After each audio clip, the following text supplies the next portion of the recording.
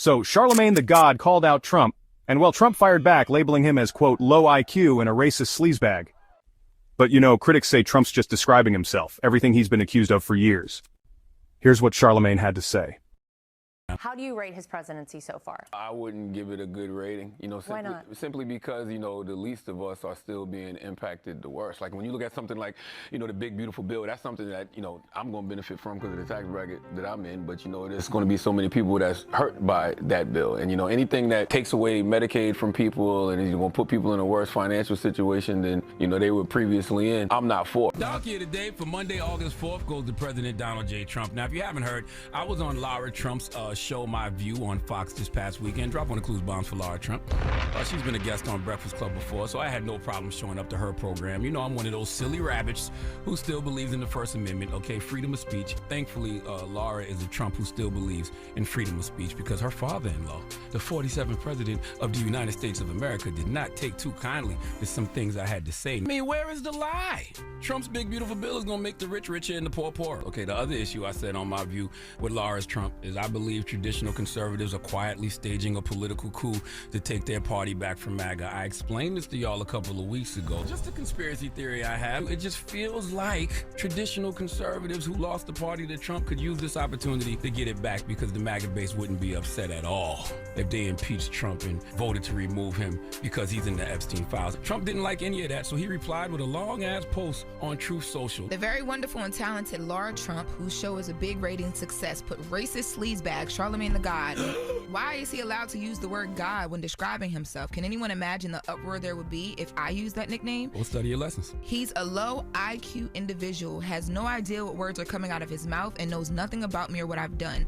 Like just ending 5 wars, including a 31-year bloodbath between Republic of the Congo and Rwanda, where 7 million people have died and there was no end in sight. He did not know that.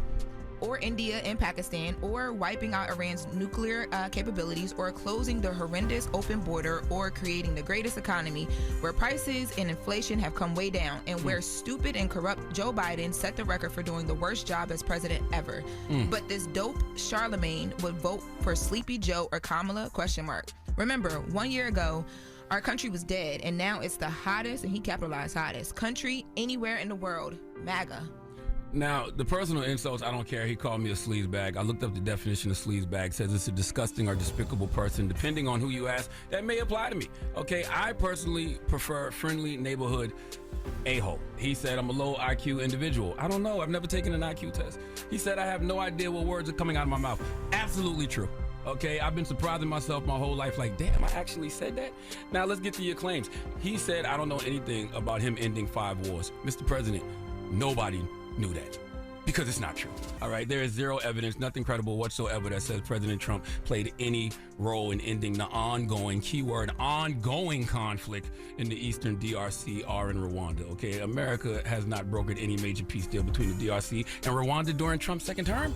And wiping out Iran's nuclear capabilities, you did pull off a significant strike, but it didn't eliminate Iran's nuclear capabilities. Saying you wiped it out is an overstatement because according to reports, no enrichment facility was destroyed and Iran's nuclear threat is still very active, and some experts argue it's more dangerous now due to a lack of international oversight and the increased beef with Israel and the USA. Now, you also claim the borders were closed. Not closed, but you have tightened immigration policies and increased enforcement. You have definitely made the border harder to cross, but saying it's closed is false and ignores everyone coming over seeking legal asylum. By the way, I want border security.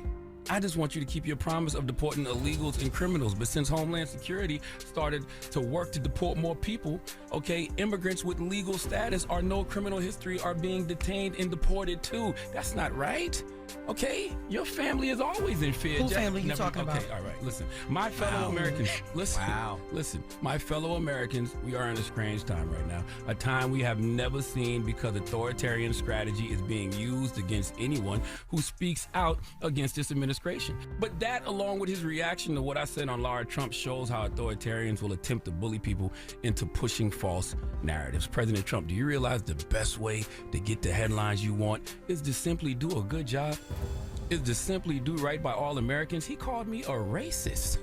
I didn't mention race not one time on Lara Trump. I didn't bring up the fact that President Trump issued an executive order directing oversight of institutions like the Smithsonian to remove or suppress narratives about systemic racism in black history. They want to reframe cultural memory to eliminate discussions of historical racial injustice. That, along with the termination of diversity and civil rights programs, are considered very racist by a lot of civil rights advocates. I didn't even bring that up. Okay, I was just talking to your base, letting your base know that you haven't kept the promises you made in regards to the economy. In fact, you've made things worse. It's actually hilarious to see you upset about the high unemployment rates when you let Elon Musk take a chainsaw to the federal government and fire a bunch of government workers earlier this year. You did that, President Trump, and now you're doing exactly what the Biden administration did, trying to convince America the economy is all good when it's not. Maybe for people in a certain tax bracket, but for majority of your constituents who aren't in the 1%, it's not all good. So you can hire a new labor statistics chief to lie about the numbers. It won't stop the reality of people being unemployed. Okay, you can tell falsehoods about inflation being down. It won't stop the reality of the price of consumer goods being high because of tariffs you implemented. So listen, President Trump, don't worry about Leonard, okay? Don't worry about Charlamagne the God. I know something I said hit a nerve and rattled you a little bit, but I don't want you rattled. I want you to end wars. Okay, I want you to keep the border secure. I want you to have the economy booming. Okay, I want all these things to be true. I am an American. I don't care who's in the White House. I want America to succeed. Okay, believe it or not, I'm rooting for you. But I need you focused. And right now, you're not focused. Okay, we need you focused on two things: the economy and Epstein. All right, I need you to keep the promises of a great economy and the promises of transparency with the Epstein files. And I don't want us as a people to be distracted. Whenever you see Trump trying to deflect from what's important, keep him focused. Ask two simple questions. What about the economy? What about the Epstein files? Happy born day to President Barack Obama, and thank you for your attention to this matter.